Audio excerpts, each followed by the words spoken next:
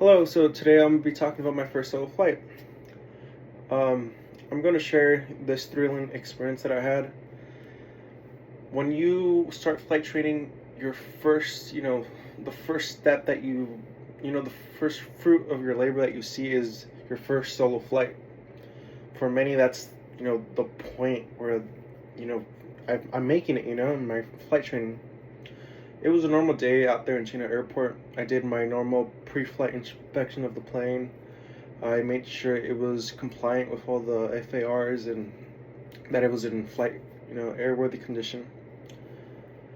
I taxied out to the runway, did my my run-up checklist, and then I asked for I requested clearance to take off. That day we were supposed to do regular what we call touch and goes. Yeah, and then that day, it was normal. I took off from the runway. Remember, we did a right traffic pattern. I did around like 3 touch and goes, and then out of nowhere, my instructor starts grabbing my bag, and I'm like, what is he doing? Turns out he was grabbing my logbook that we have, because before a solo flight, your instructor has to sign off that you've met the requirements. And then I saw that he was signing them off, and I started to get so excited. I was like, oh, it's finally gonna happen.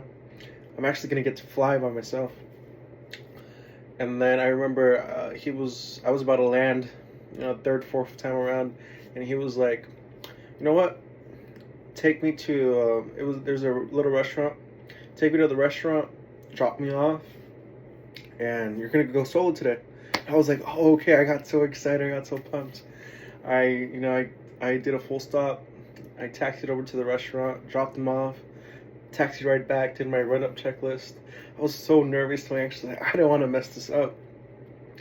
And I remember the call that you do, student pilot solo, requesting, take off. And I remember this is where it hit me. I was on the runway taking off, and in Chino Airport, when you're flying the airplane, you have to have communication with the tower. And in Chino Airport, there's 2 frequencies that you have to be communicated on. I've done this multiple times throughout my flight training, and for some reason, when I took off, I forgot how to use my radio. I forgot how to tune the frequency for the north side tower. It was I forgot how to tune the frequency to the 0.125, and I started to panic. I took off the runway and I flew straight, probably for 2-3 miles, and I got so nervous. I froze. I took off. I mean, I was in the air.